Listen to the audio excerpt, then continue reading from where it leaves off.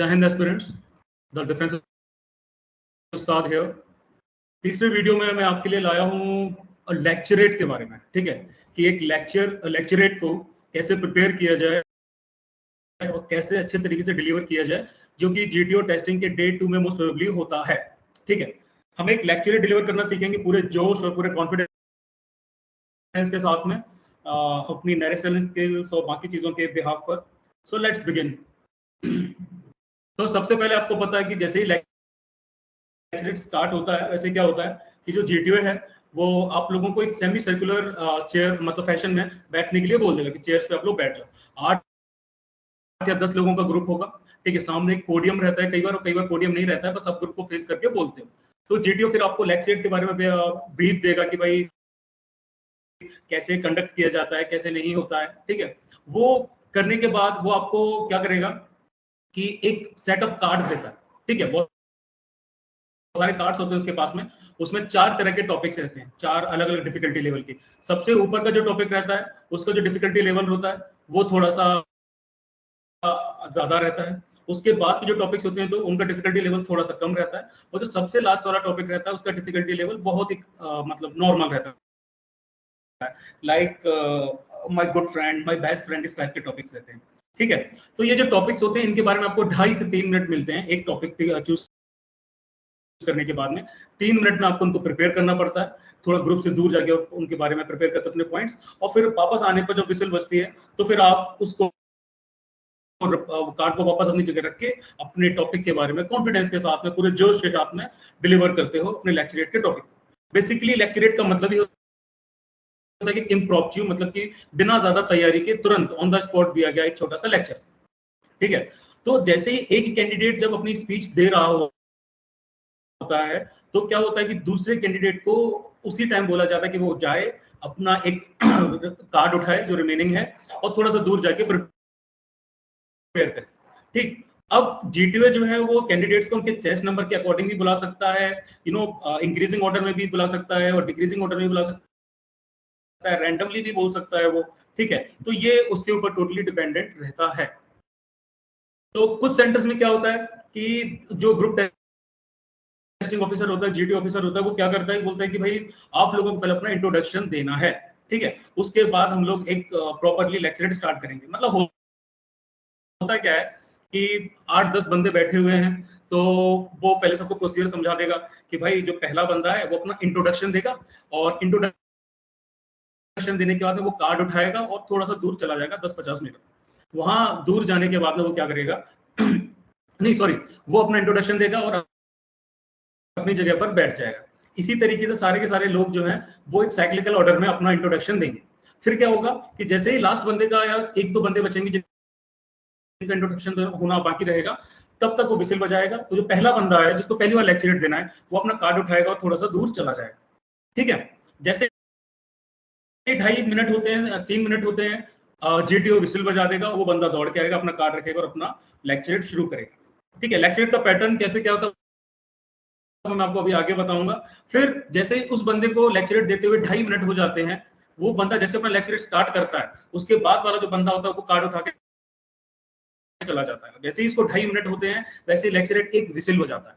तो जो विसिल होती है वो इंडिकेशन होती है जो बंदा ऑलरेडी लेक्चरेट दे रहा था उसके लिए कि भाई तुम्हारा टाइम होने वाला है, और जो बंदा प्रिपेयर कर रहा था उसके लिए कि भाई तुम्हारा टाइम आने वाला है।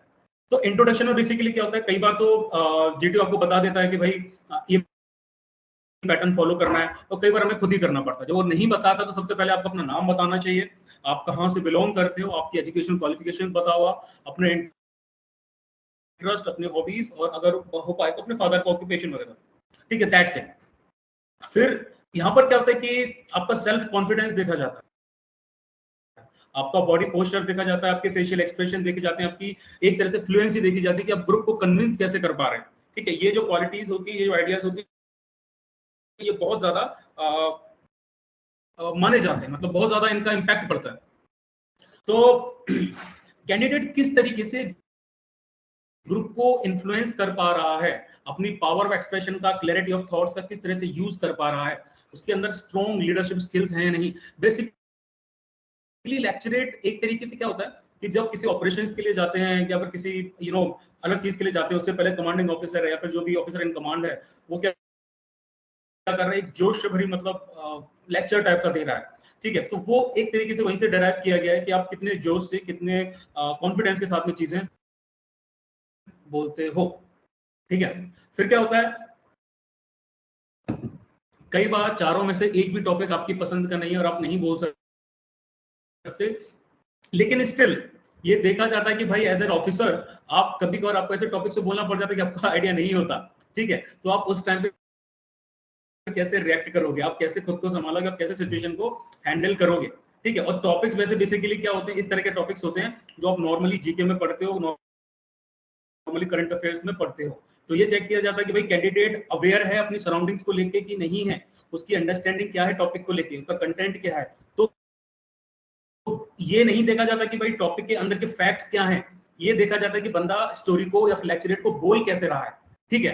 ज्ञान नहीं देखा जाता, आपका जीके नहीं देखा जाता वहां पर ये देखा जाता है कि आप किस तरीके से प्रेजेंट कर रहे हो। ये चीज बहुत लोग गलती करते हैं, स्टार्टिंग में मैंने भी गलती की थी कि मैं ज्ञान देता था, उसमें ज्ञान नहीं देना आपको, आपको लोगों को इन्फ्लुएंस करना है, ये मेन चीज होती है। तो पब्लिक स्पीकिंग जो होती है वो एक बहुत इंपॉर्टेंट फैक्टर होता है, ठीक है। एक पब्लिक के सामने बोलना है, इसमें भी करेज चाहिए होती है। तो कई लोग के अंदर ये चीज नहीं होती है। अपनी स्पीकिंग स्टाइल आपको देखनी पड़ती है, आप किस तरीके से कमांड कर रहे हो, कैंडिडेट की स्पीच में किस तरह का वॉइस मॉड्यूलेशन है, किस तरह की डिलीवरी है, ये सारी की सारी चीजें इसमें असेस करी जाती हैं, ठीक है। पब्लिक स्पीकिंग अगर आपको फियर है तो प्लीज आप इस फियर को दूर करो, क्योंकि वो फियर आपका दूर नहीं होगा तो यहाँ पर आपको मुश्किल आएगी। अपने फ्रेंड से, अपनी फैमिली मेंबर से खुद से इंग्लिश में बात करो, ठीक है। आपका पूरा थॉट प्रोसेस इंग्लिश में चेंज हो जाना चाहिए। भले ही वो मतलब सही इंग्लिश बोल रहे हो, गलत बोल रहे हो, डजंट मैटर, ठीक है। आप भले टूटी फूटी बोलो, लेकिन आप बोलना स्टार्ट करो।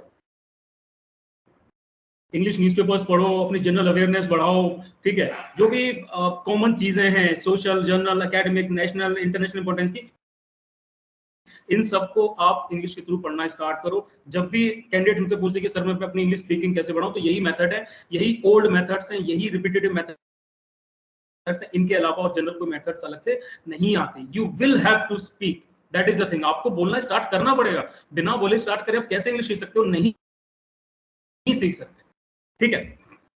फिर सैंपल टॉपिक्स उठाओ, आपको गूगल पे बहुत सैंपल टॉपिक्स मिल जाएंगे। उन टॉपिक्स को लेकर 3 मिनट का अराउंड एक अपना प्रिपरेशन करो, ठीक है। जनरली क्या होता है कि हमको लगता है कि 3 मिनट तो मतलब बहुत आसानी से निकल जाएंगे, लेकिन जब आप पोडियम पे खड़े रहते हो तब 30 सेकंड भी ऐसे टॉपिक्स पर बोलना जिनके बारे में आपको कम ही आइडिया रहता है या फिर बहुत कम टाइम मिला होता है, ये बहुत बड़ी बात हो जाती है, ठीक है।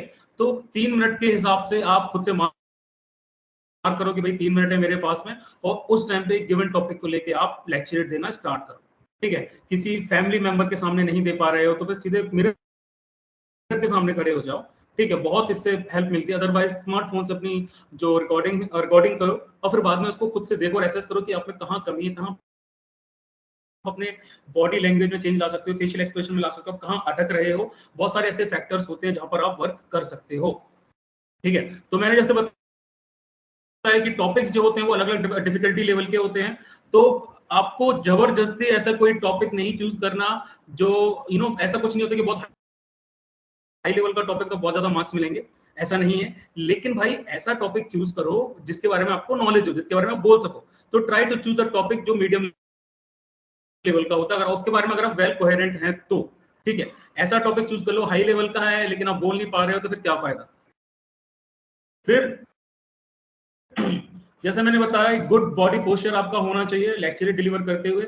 आपको पोडियम पर झुकना नहीं है, आपको कंधे नहीं झुकाने, अपने अपने हाथ नहीं टिकाने, सपोर्ट नहीं लेना, एकदम सीधे खड़े रहना है स्टैंडर्ड ईज वाली पोजीशन में, लेकिन you shouldn't be standing at ease, ठीक है। फेशियल एक्सप्रेशन जो आपके होने चाहिए वो ज्यादा वर्ड नहीं होना चाहिए कि भाई आप परेशान हो, टेंशन में नहीं, आप चिल रहो, लोगों की आंखों में आंखें डाल के बात करो एसएसआर के अलावा, ठीक है।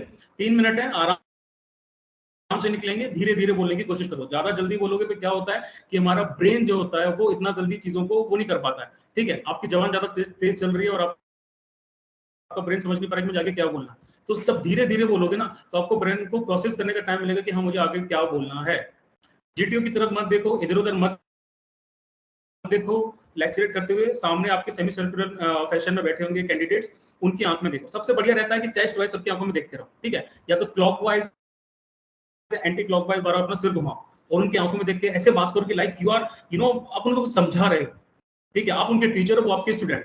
हैंड जेस्चर्स का ज्यादा यूज मत करो। क्या होता है कि आप जब हैंड जेस्चर्स का ज्यादा यूज करते हो तो ये माना जाता है एक तरीके say that you don't have much substance, आपके पास में ज्यादा बोलने को नहीं है, तो आप क्या कर रहे हो कि एक तरीके से डिस्ट्रैक्ट कर रहे हो हैंड जेस्चर्स का एग्रेसिवली या फिर नॉन एग्रेसिवली यूज करके, ठीक है। तो आपका हेड जो है वो एकदम चेंज जो है आपकी वो पैरेलल टू द ग्राउंड होना चाहिए, चेस्ट पॉप्ड अप होना चाहिए, एकदम बढ़िया पोस्चर होना चाहिए। फिर आपका जो कंटेंट है वो सबसे मेन चीज है। तो जब भी हम लेक्चरेट प्रिपेयर करते हैं तो लेक्चरेट प्रिपेयर करने के लिए सबसे ज्यादा जरूरी है कि अपने लेक्चरेट के टॉपिक को आप अराउंड 3 पार्ट में डिवाइड कर लें टाइमिंग के हिसाब से। ये प्रैक्टिस आपको पहले से स्टार्ट करनी पड़ेगी। सबसे पहले हम इंट्रोडक्शन की बात करेंगे जो आपका 20 से लेकर 30 सेकंड का होना चाहिए, ठीक है। फिर हम बात करेंगे, चलो मान लो आपका जो टॉपिक है for example let it be कोई भी कानून है या फिर कोई भी सोशल वाली चीज समझ लो, लाइक मेरे दिमाग में नहीं आ रहा है कुछ भी, लाइक मिथ्स ऑफ मतलब सोशल मीडिया के प्रोज एंड कॉन्स को लेकर देख लो, या फिर सोशल मीडिया का जो इम्पैक्ट है आप उसको देख लो, ठीक है। तो सबसे पहले आप इंट्रोड्यूस करोगे 30 सेकंड में कि सोशल मीडिया एग्जैक्टली है क्या, ठीक है, सोशल मीडिया क्या है। और हमारा हम आपको ये नहीं बताना ज्यादा, बहुत ज्यादा इंट्रोडक्शन नहीं देना, ठीक है, 20 से 30 सेकंड में होना चाहिए। उस इंट्रोडक्शन को खत्म करने के बाद में आप जो मेन बॉडी है उसमें आपके प्रोज भी होंगे, आपके कॉन्स भी होंगे, वो आप 120 सेकंड में फिनिश करो। उसके बाद जैसे ही सीटी बजती है वैसे ही आपका कंक्लूजन स्टार्ट हो जाना चाहिए, वो भी 30 सेकंड में या फिर 15 सेकंड में या फिर 20 सेकंड में होना चाहिए ना। अब यहाँ पर एक बहुत जरूरी बात है, वो ये कि जैसे ही विसिल बजती है वैसे ही क्या होता है कि कई कैंडिडेट एकदम घबरा जाते हैं और तुरंत ही क्या करते हैं, कंक्लूजन के लिए स्विच कर देते हैं, ठीक है। तो उससे क्या होता है कि एक इनकम्प्लीट वाली चीज आती है कि भाई आपकी बॉडी जो हुई है वो इनकम्प्लीट और आपने तुरंत कंक्लूजन के लिए स्विच कर दिया। जो स्विच होना चाहिए वो इस तरीके से होना चाहिए कि जो ट्रांजिशन होता है वो ट्रांजिशन एकदम स्मूथ होना चाहिए, ठीक है। आपको ऐसे लगना चाहिए कि आपको फर्क ही नहीं पड़ा कि विशल बची, लेकिन अंदर आपको पता चल गया कि आपके पास में टाइम है। तो 5 सेकंड और लो टॉपिक्स को, मेन बॉडी को क्लोज करने में, फिर आगे बढ़ो। that okay now I will be summing up my lecturate और this is the conclusion of the entire topic, एकदम चिल तरीके से, ठीक है। और फिर टॉपिक के बारे में एक या दो लाइन बोल दो that this is the personally my opinion और this और that, ऐसा कुछ, ठीक है। तो ये आपकी स्ट्रक्चर्ड स्पीच होती है कि 30 सेकंड आपने दिए इंट्रोड्यूस करने में कि ये टॉपिक है, इस टॉपिक के बारे में ये पॉइंट्स हैं, फिर आपने ये इंट्रोडक्शन इसका बेसिकली ये टॉपिक है क्या, फिर आप बॉडी पर आए कि इस टॉपिक के प्रोज ये हैं, इस टॉपिक के कौन ये हैं, और अगर प्रोज एंड कॉन्स वाला नहीं तो आप टॉपिक के बारे में जो भी डिस्क्रिप्शन दे रहे हो, मतलब आप चलो मैं एग्जांपल देता हूं, जैसे कि मेरा जो टॉपिक था वो था नक्सल वादी मूवमेंट था, ठीक है। तो मुझे बेसिक इसके थोड़ा पता था कि वो 1960s में नक्सलवादी विलेज जो था वेस्ट बंगाल में वहां से स्टार्ट हुआ था। तो मैंने स्टार्ट किया इस चीज से कि भाई इंट्रोडक्शन जो है कि व्हाट इज नक्सलिज्म, तो मैंने बताया कि यहाँ से स्टार्ट हुआ, इस टाइम पे स्टार्ट हुआ, उनका बेसिक मोटो ये था एंड ओवर द टाइम ये डायल्यूट होकर इस पोजीशन में आ गया। फिर मैंने उसकी मेन बॉडी में इंक्लूड किया कि कौन कौन से स्टेट्स हैं जो से अफेक्टेड हैं और कहां से इनकी फंडिंग हो रही है और क्या चीजें होती हैं, क्या एलिमेंट्स हैं, कुछ मेजर इंसिडेंट उन लोगों ने किए हैं, ऐसा वैसा। वो करने के बाद में फिर मैं सम अप करने की कोशिश की उसको लास्ट में, जैसे विसिल बची कि भाई इसके पॉसिबल सॉल्यूशंस क्या हो सकते हैं, क्या नहीं हो सकते हैं, ठीक है, गवर्नमेंट की तरफ से क्या एक्शंस हो सकते हैं और बाकी सब चीजों के लेके। तो ये प्रॉपर होता है। इसके लिए जरूरी नहीं है कि आपको नक्सलवादी मूवमेंट की पूरी इंफॉर्मेशन हो कि भाई क्या क्या नहीं, आपको बेसिक इंफॉर्मेशन हो तो आप इसको धीरे धीरे से आराम से क्या कर सकते हो, खत्म कर सकते हो। तो इस तरीके से आपका जो लेक्चरेट है वो प्रॉपरली नेचुरल लगना चाहिए और होना चाहिए और आप इसको प्रॉपरली फिनिश कर सकते हो, ठीक है।